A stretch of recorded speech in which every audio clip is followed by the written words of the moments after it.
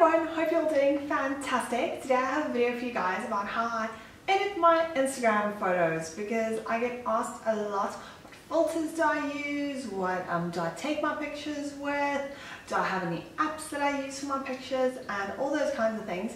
So I thought it'd be easier to put it into a video. I did one of these before, but it was ages ago, and I've totally changed the way I edit my photos since then. I used to do a lot of the bokeh like little things and stuff like that I don't do anymore. So my editing has changed a little bit. Obviously people evolve, and yeah, I have evolved in my Instagramness. Oh, my phone is dying. Not a really good time to show you guys. Anyway, so I have two accounts, two kind of main accounts.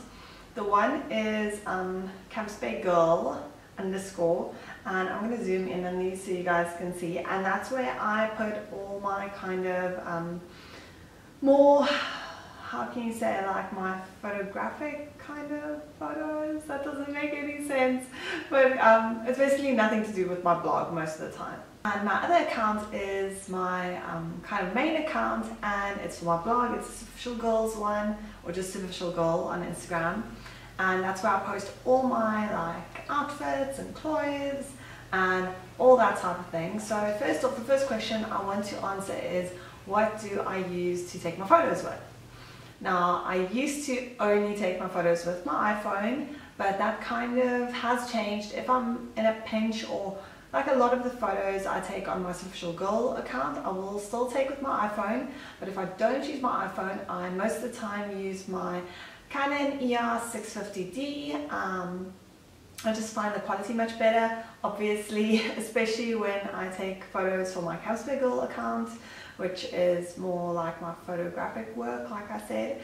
So like to use my Canon, and then also sometimes use the GoPro that we just got recently, which is really awesome for very wide photos, and is also awesome for selfies in beautiful places, because you know, if you take a selfie with your phone like this, you kind of only have your face. That's about it. And if you're like in a beautiful background, what's the point of just your face and no background? So with the GoPro, we have something called a long arm, and it's just basically an extendable stick thing that you put the GoPro, mount the GoPro onto, and then we hold it like out like this, and it's so wide. We look like these tiny people. You can have it closer if you want to, and then you get in all the amazing backdrop, which is really cool. So I'm just going to show you guys a few pics of that as well so you can see. So that's the three main things I use to take my photos with. Then onto editing. Most of the time if I take photos with my camera, I will load it onto the Mac, and I will open up Lightroom, have the latest Lightroom, absolutely adore Lightroom, and I'll edit it on Lightroom. It's really good to reduce noise and to make colors pop, but that's a whole different story and I'm not going to go into that. So I'm just going to kind of stick to what I do on my phone. As soon as the pictures are on my phone, I have 5 apps that I regularly use that I want to talk to you guys about. The first one is Snapseed, and that's probably the one that I use like for every single picture I take. I always go to Snapseed. It's especially good if you took the photo with your phone and it's not as bright as you want it. I'll usually make the photo brighter. I'll bring out the colors with the saturation. I'll sometimes lessen the contrast a little bit, and then I'll also make it a little bit warmer. There's like a warmth thing. So that's what I like to do on Snapseed. It has a whole ton of other things you can do, but basically I just, it says you tune the image. I just use that one for that, to make my image brighter and to make the colors pop. So when I'm finished with Snapseed, there are a few different apps I would go to for different things I want to do. The other one I use the most is ViscoCam, or whatever you call it. I'm just going to stick to that, but I'll link them down below anyway, or give you the names, and I did a blog post about it, so I'll link that down below as well. And that is basically an app with a whole bunch of filters. You can buy like packs of filters, sometimes they have free ones, and that I like using if I'm doing kind of more photos of landscapes and buildings, and you kind of want to lessen the you call this the contrast. make it a little bit faded, give it that faded vintage look. I don't use it like too much. I don't fade it a lot, just a little bit, and I don't usually change the colors. Some of the filters change the colors dramatically. I don't like doing that. And I also like using this for black and white, so the black and white photos aren't too like harsh and in your face. So really like that app. Then the next one is Typek, and that's for if I want to add any text. Well, it's actually Typek Plus. The other one is the free one. This one you pay for, and it just has like a load of fonts and different sizes you can make, different colors. It has these little cute images that you can put on, like little geek glasses and little hearts and all sorts of cute things like that. So that's just basically to play around with your image if you wanted to add text or little funny things. I don't use it that often, but I do like using it for something fun or if I want to say something on my photo. Then another app that everyone always asks me about is Diptyque, and that's how I mirror my outfit photos, where I have the same image like flipped, like one on this side, one on this side, looking the other way type of thing, and I do that with Diptyque.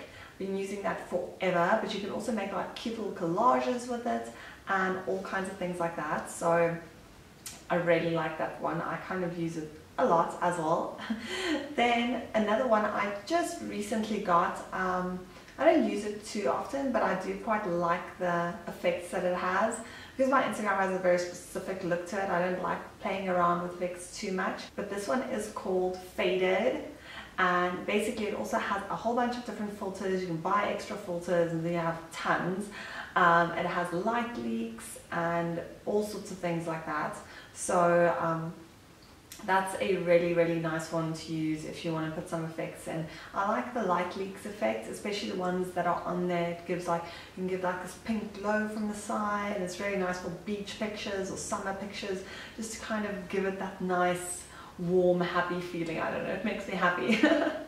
Anyway, so those are the apps I use the most. And then there's another app I kind of want to give an honorable mention to. I don't use it too often because I have Lightroom, and Lightroom has the luminosity, whatever, reduce noise function, where it basically just takes out the noise if it was a low light situation and your pic has a lot of noise.